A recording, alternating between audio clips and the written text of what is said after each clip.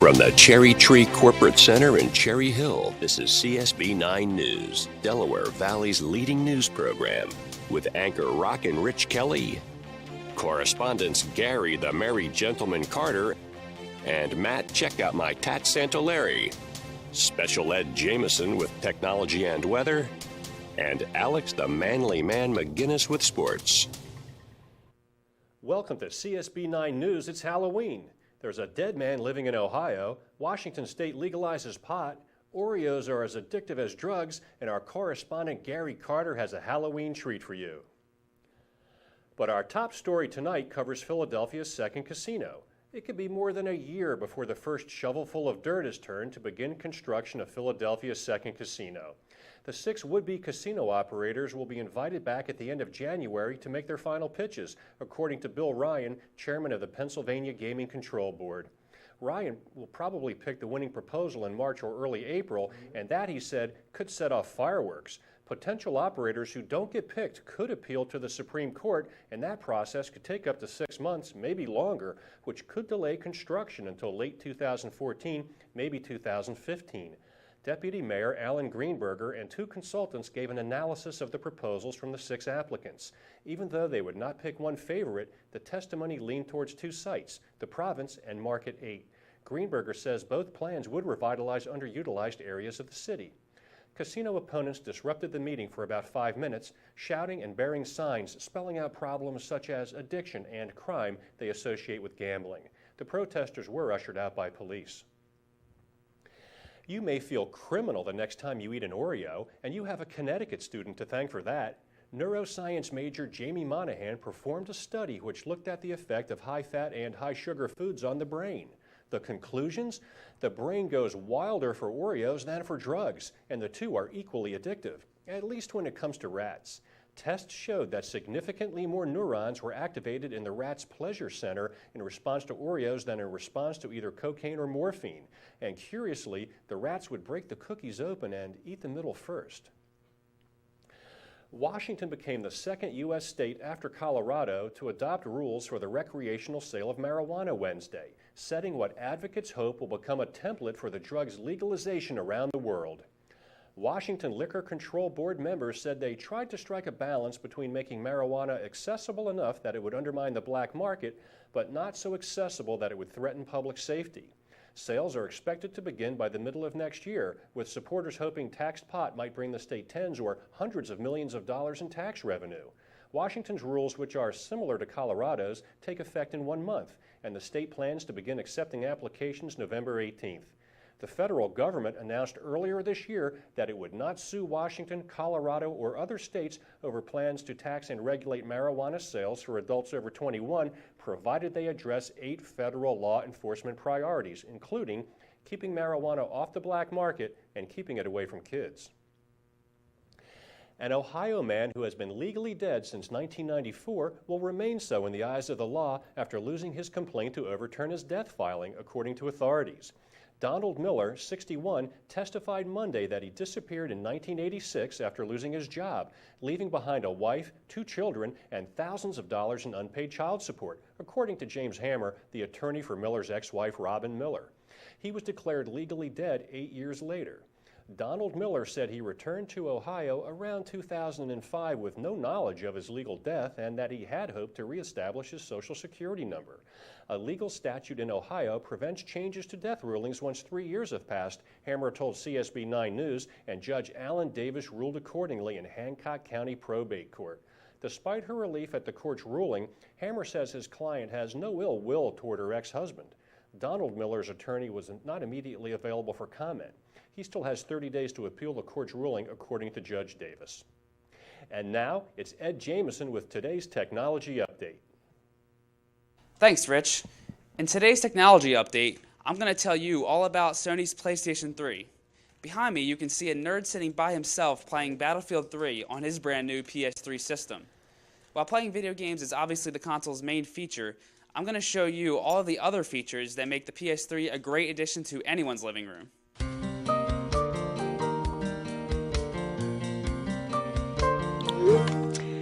Are you a video gamer?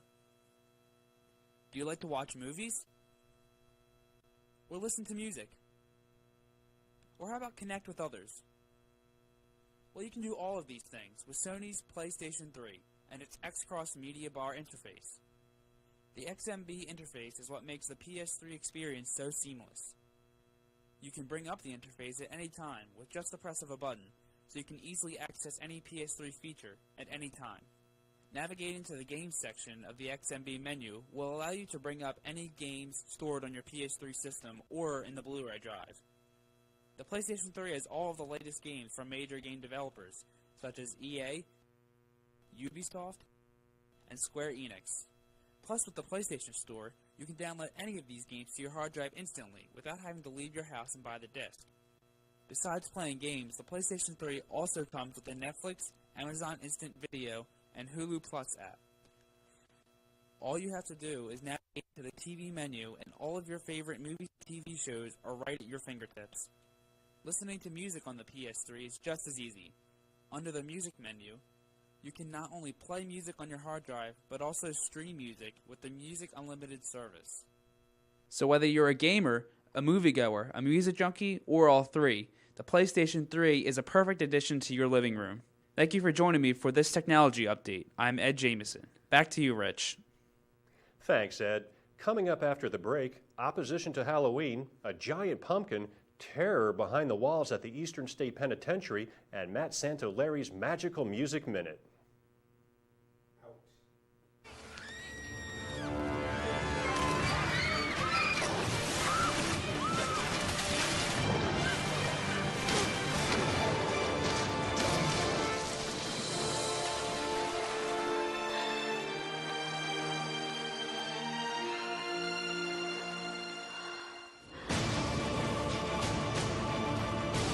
New Axe Apollo.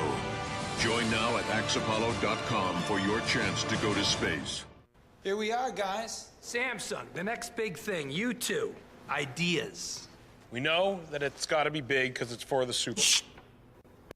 Say the name of the game. You can't say Super. Yeah. We actually can't say Super. No, it's trademarked. Why can't we say? We could get sued. By who?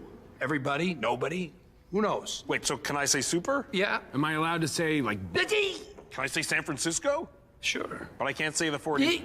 Can I say the Baltimore Raid? Could we say the San Francisco 50-1s? Love it. Can we say the Baltimore Blackbirds? Absolutely. All you want. Okay. So then what do we say instead of The super? big game. So what big we game? El plato supreme. The big doing a plate? commercial for the big plate featuring the San Francisco 50-1ers and the Baltimore Blackbirds. You got it, Paul. You got it. I like hashtags. Hashtags. Okay, we'll use hashtags. Do not play fetch. Thanks, Grandma. Why don't you fetch me some Doritos? Fetch me a bag full of Doritos. Fetch me a bear made...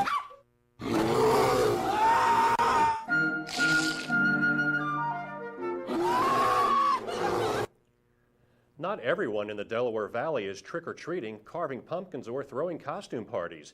A group of leaders of various Christian denominations, calling themselves the Ministerium, have been rallying tirelessly throughout the month of October against the Eve of the Spirits, arguing that Halloween is not fit for children or any God-fearing adult.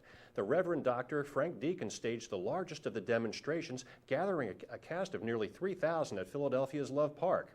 Members of the Christian faith holding dissenting opinions from that of the Ministerium couldn't be reached for comment, citing tooth decay, sugar-induced seizures, and severe reactions to costume makeup as their reasons. A Napa, California man won the 40th annual Safeway World Championship Pumpkin Weigh-Off with a pumpkin that weighed in at 1,547 pounds. Gary Miller took home a cash prize of $11,910, or $6 a pound. Unfortunately, that was not quite large enough to beat the world record of 2,009 pounds set at the Topsfield Fair in Massachusetts in September 2012. The World Championship, held in Half Moon Bay, California, was offering a $25,000 mega prize if a pumpkin at the contest broke the record. The contest's first winning pumpkin in 1974 only weighed 132 pounds. We got a sneak peek at the terror behind the walls. It's housed inside the Eastern State Penitentiary in Philadelphia and claims to be the largest haunted house in the country. With its castle-like walls and decaying cell blocks, the deserted complex already conveys a particularly menacing air. Deranged prisoners accost visitors for stepping on the wrong turf. Overwhelmed guards scream for help, and infirmary patients howl in pain under the care of disturbed doctors. Terror Behind the Walls is open rain or shine through November 9th. Tickets range from $13 to $39 per person, depending on the day and time you visit. Proceeds provide about 60% of the annual operating budget for the property, which is now a National Historic Landmark. Here's Matt Santoleri with his Magical Music Minute. Hey, what's up, guys? This is Matt Santoleri, a.k.a. DJ Butterscotch Crimpets, a.k.a. the real Danny Glover, on Matt's Music Minute. Today, we've got a real special treat for you guys. So our producers actually got a hold of a time machine. I know how crazy that sounds, but trust me, it's legit.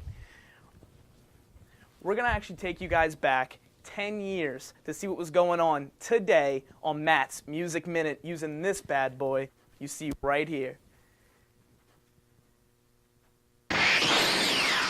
Whoa, that was a crazy trip. So, judging by the way this room looks, I'm pretty sure we made it safe back to the year 2003.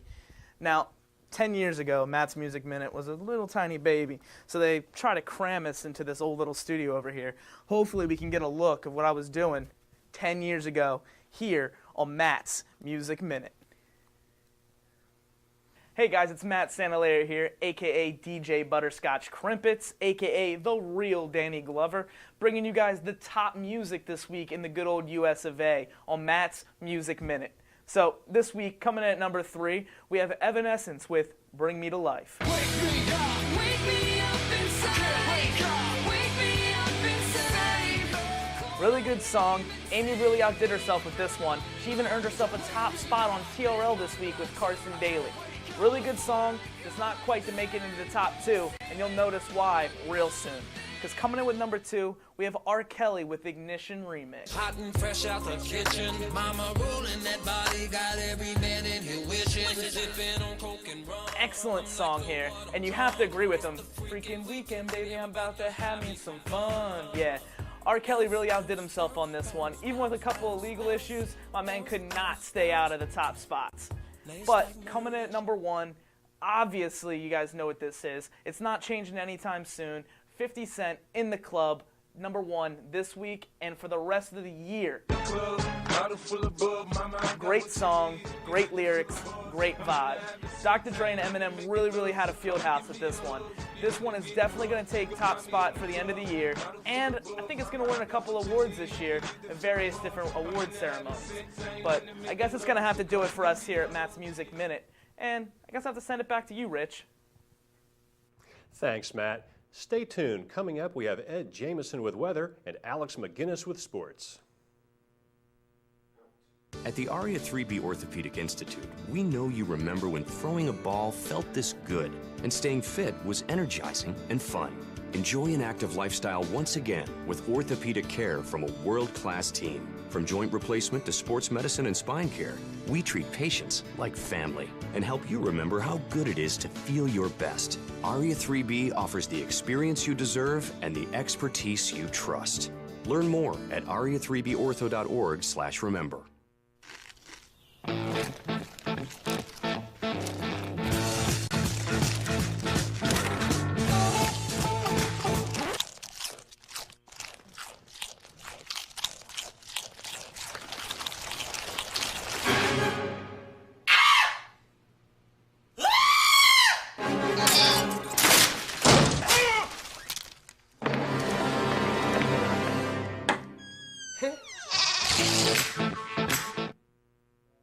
And now Ed Jamison with your CSB 9 weather. Thanks, Rich. Let's get a look at our current local temperatures. It's a gorgeous day all over the Delaware Valley, as you can see. Philadelphia is currently at 72 degrees with clear skies. We've got 74 degrees in King of Prussia and 75 down in Wilmington. Over in New Jersey, Woodbury, Cherry Hill, and Camden are all at 72. Hopefully some of you got a chance to make it down to the shore today because they're experiencing some fantastic fall weather. Atlantic City with clear skies at 66, and Wildwood, Cape May, and Sea Isle City are also at a comfortable 66 degrees. Looking at this week's forecast, it appears that we're in for quite a strange week here in Cherry Hill. Tomorrow we're looking at partly cloudy skies with a 20% chance of precipitation. Our highs are going to be in the 50s early tomorrow morning, while our lows will be in the 70s. Now this is the very first time ever that a low temperature will exceed a high temperature, so make sure you're prepared for that one, folks. For Tuesday, a high 75 and a low 46 with clear skies in the morning, but our super duper Channel 9 radar tells us that we're looking at an iPhone-shaped hailstorm in the afternoon, sometime in the 3 o'clock hour. Wednesday, we're back to normal, with partly cloudy skies throughout the day, highs reaching 76 and lows going down to 41. Thursday, however, we're looking at a nasty half-hour-long heat wave, where temperatures are expected to get up to 120 degrees, so make sure to stay inside and drink plenty of fluids during that half hour. That should be hitting us sometime between noon and 1. Now finally on Friday, make sure to wear a coat to work, because an asteroid is expected to hit us, causing a blanket of soot to form in the atmosphere and put us in a global ice age that could last for decades. Thanks for joining me for your CSB weather report. Now, over to Alex for some sports. Thanks, guys. I'm here in cloudy, breezy Philadelphia as the Eagles Wait. What? What are you doing in Philadelphia, man? The game's in Oakland. Said, I'm here in sunny Oakland, California as the Eagles prepare for their matchup against the Raiders this Sunday. The Eagles, 5-3, are riding a huge wave of momentum after winning 4 straight. They look to continue the streak against the struggling 3-4 Raiders, but the question remains, who will be under center for the Birds come Sunday? While Nick Foles has led the team to 3 straight wins, his play hasn't been as electrifying as Michael Vick's is known to be. Vick has been recovering from a hamstring injury he suffered back in Week 5 against the Giants, but he's been fully cleared to play this Sunday. When asked about the quarterback's situation, Chip Kelly said, quote, "I'll make that decision closer to game time. We're evaluating the tape. Right now I think Nick has played well, but Mike wasn't playing bad when he got hurt." The Flyers host the Capitals tomorrow night in Philadelphia. Coming off a tough 2-1 loss to Anaheim Tuesday night, Coach Craig Berube says he'll stick with goaltender Steve Mason despite giving up 2 soft goals. Mason has been consistently good over 14 starts. He has recorded a save percentage of .938 and a goals against average of just 2.02, though he only has 4 wins on the season. Coming in with a 6-13-3 record, 7th in the division with 15 points, the Flyers look to turn their rocky season around. The Sixers are just starting out what many expect to be their own rocky season as they head to Washington, D.C. tomorrow night to face the Wizards. They look to bounce back themselves after being blown out last night in their home opener by the Miami Heat.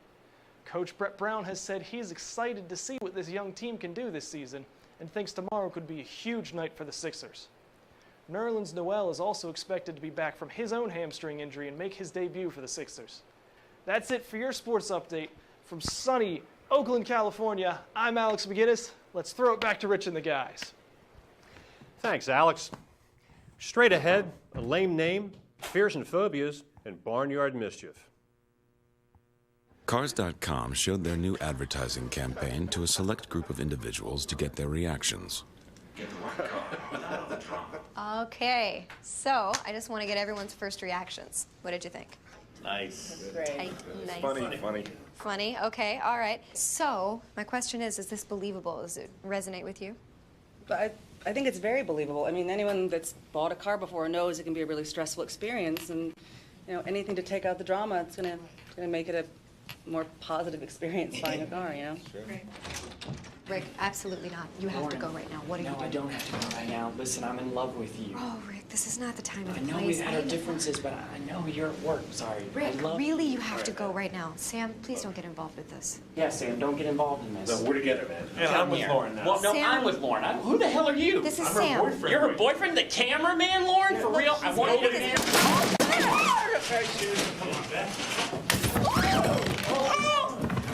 You know we're supposed to be together, Lauren. Come on. Lauren, I'll be back. Sam, don't hurt him. He is a good person. I love you.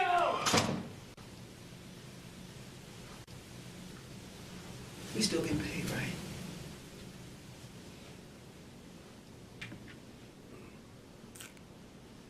On February 3rd, Cars.com will bring the drama. Find out why. Uh-oh. Guess what day it is? Guess what day it is? Huh? Anybody? Julie, hey, guess what day it is? Oh, come on, I know you can hear me. Mike. What day is it, Mike? Leslie, guess what today is? It's hump day. Woo-hoo! Ronnie, how happy are folks who save hundreds of dollars switching to Geico? I'd say happier than a camel on Wednesday. Hump day! Get happy. Get Geico. 15 minutes could save you 15% or more. A 30-year-old man in Wayne found a way to get his 15 minutes of fame. Jason Baxter had legally changed his name to Bezow Doo-Doo Zobippity Bop Bop.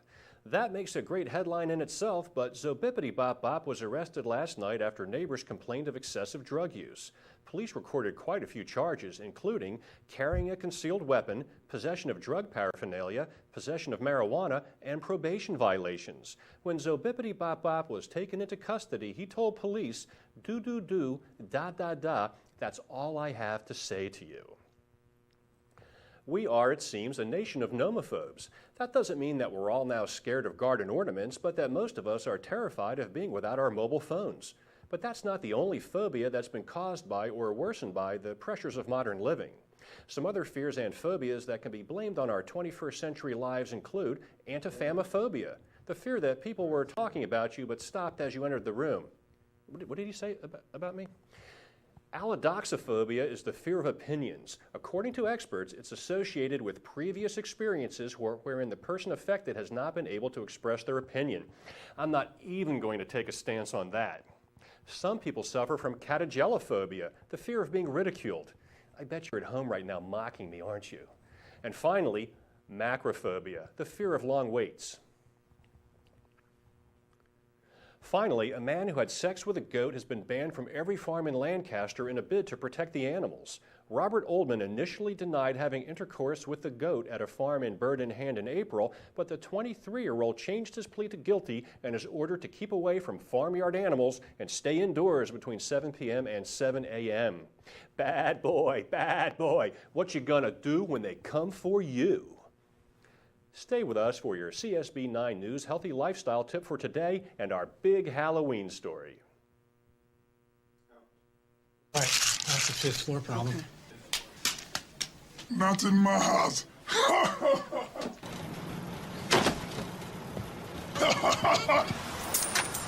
No. Not today.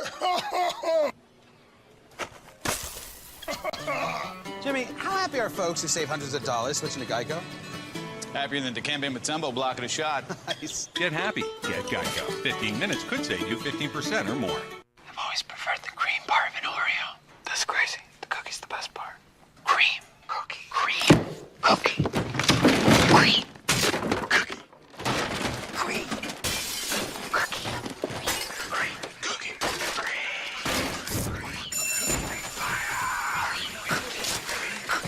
I'm calling the cops. Cream. You guys have to stop fighting. We're the cops. Choose your side on Instagram @Oreo. Hi, I'm Rich Kelly with your CSB 9 News healthy lifestyle tip for today. Deep breathing. The foundation of good health is a healthy bloodstream, the system that transports oxygen and nutrients to all the cells of your body. The control button for your bloodstream is breathing. In fact, there's nothing like deep breathing to cleanse your body, relax you, and counteract the damaging effects of stress. Begin with your feet a shoulder width apart, bend slightly at the knees, move your pelvis forward, and keep your spine as straight as you can. Exhale as much stale air as you can. Breathe in slowly and deeply through your nose. Hold it for 3 to 7 seconds, and then exhale slowly through your mouth, just like this.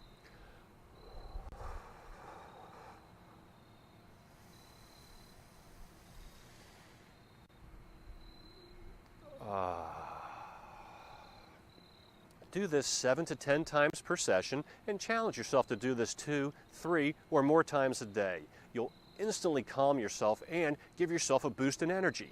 I'm Rich Kelly with your CSB 9 News healthy lifestyle tip for today. It's Halloween, one of the favorite times of the year for children and those that are young at heart. We all enjoy trick-or-treating. In fact, 1/4 of all the candy sold annually in the U.S. is purchased for Halloween. We also know about jack-o'-lanterns, witches, black cats, and bonfires. But have you ever wondered how this tradition originated? Our correspondent Gary Carter is going to tell you all about it. Thank you, Rich. The history of Halloween goes back over 2,000 years. The Celts who lived in the area that is now Ireland, the United Kingdom, and northern France celebrated their new year on November 1st. This day marked the end of the summer and the harvest and the beginning of the dark, cold winter, a time of year that was often associated with human death. Celts believed that on the night of October 31st, the boundary between the worlds of the living and the dead became blurred. They celebrated the returning of Samhain, when it was believed that this Celtic god of death brought the souls of the dead back among the living for one night. Animals were burned in large fires to appease Samhain, and many even wore the skins of dead animals as costumes to dissuade evil spirits.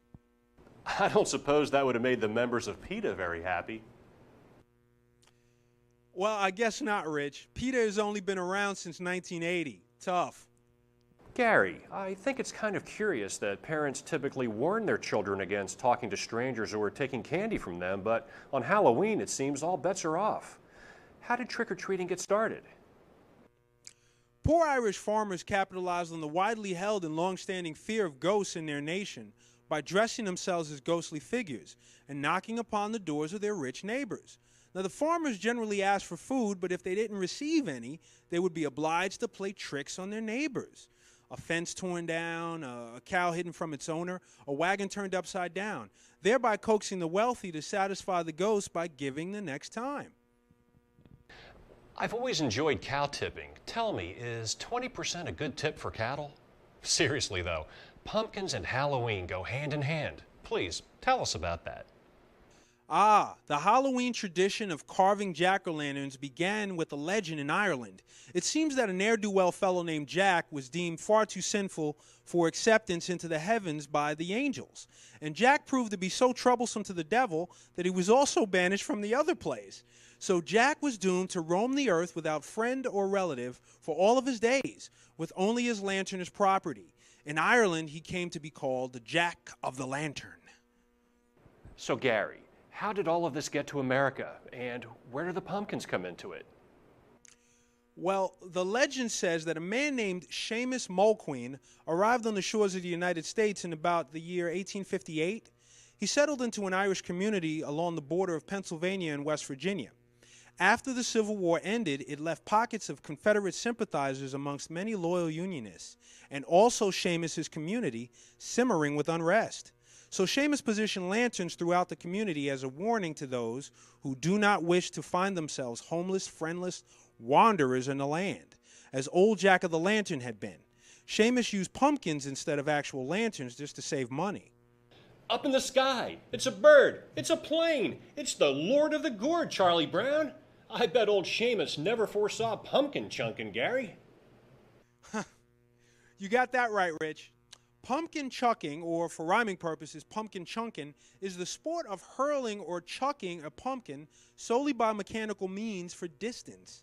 The devices used include slingshots and catapults, pneumatic cannons, etc. But lots of folks love it, and the world record was set in 2008 of 4,483 feet. Amazing, right, Rich? Oh, but also, let me tell you, the Celts held to the sense that black cats were once human beings, but had been cursed by dark magic.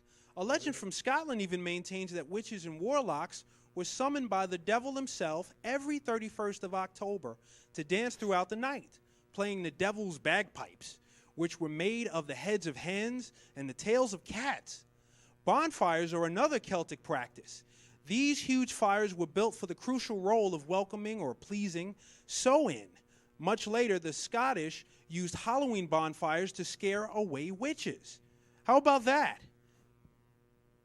Thanks, Gary. That was a great story. Nirvana, Kiss, Deep Purple, and Yes are among 16 nominees up for election to Rock and Roll Hall of Fame class of 2014. All eligible nominees released their first single or album at least 25 years ago.